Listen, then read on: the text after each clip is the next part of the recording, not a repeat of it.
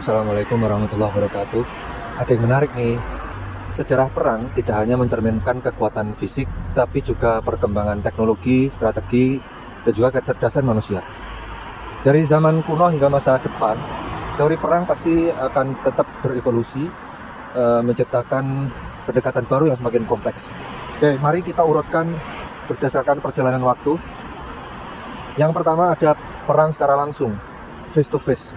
Perang dilakukan secara langsung dengan pasukan besar dan strategi berbasis kekuatan fisik. Inti teorinya adalah kontrol wilayah berbatasan darat sebagai bentuk kekuasaan. Yang kedua, perang menyeberangi perairan. Ketika teknologi navigasi berkembang, perang mulai melibatkan perairan. Angkatan laut menjadi instrumen utama dalam memperluas kekuasaan dan menguasai perdagangan internasional. Inti teorinya, siapa yang menguasai laut, menguasai dunia. Ketiga, perang melalui udara. Awal abad ke-20, pesawat digunakan untuk pengintaian, pengeboman, hingga mendukung operasi darat secara signifikan.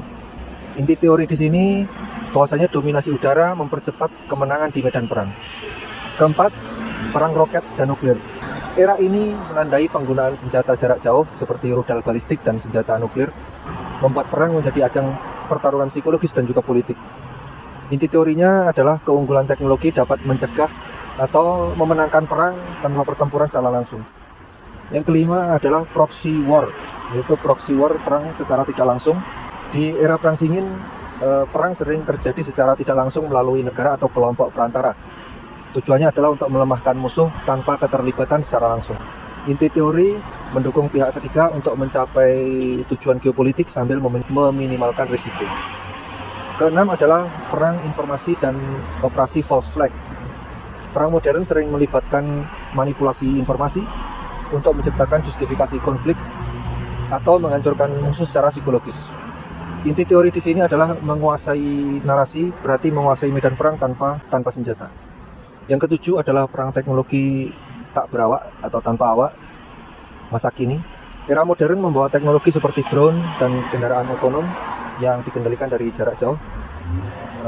Perang cyber menjadi arena utama untuk menyerang infrastruktur lawan, menyerang infrastruktur digital seperti jaringan listrik dan sistem keuangan. Inti teori mengurangi risiko bagi pasukan manusia melalui teknologi otomatis. Kedelapan adalah perang hibrid. Perang hibrid menggabungkan elemen konvensional, informasi, cyber, dan ekonomi untuk menciptakan tekanan dari berbagai sisi. Pendekatan ini tidak hanya menyerang secara fisik, tetapi juga menghancurkan stabilitas negara, menghancurkan stabilitas lawan dari dalam. Inti teori memanfaatkan berbagai elemen perang secara simultan untuk melemahkan musuh. Kesembilan adalah perang menggunakan kecerdasan buatan atau AI, algoritma, dan data. Dengan berkembangnya kecerdasan buatan atau AI, perang masa depan akan lebih bergantung pada analisis data, algoritma, dan juga senjata otonom. AI tidak hanya akan membantu dalam strategi, tetapi juga mengambil keputusan di medan perang. Inti teori, kecepatan analisis dan pengambilan keputusan menjadi kunci utama untuk mendominasi. Nah, sejarah teori perang adalah perjalanan panjang dari kekuatan fisik hingga manipulasi informasi dan teknologi canggih. Sebagai manusia, kita harus belajar bahwa setiap perang membawa penderitaan yang besar.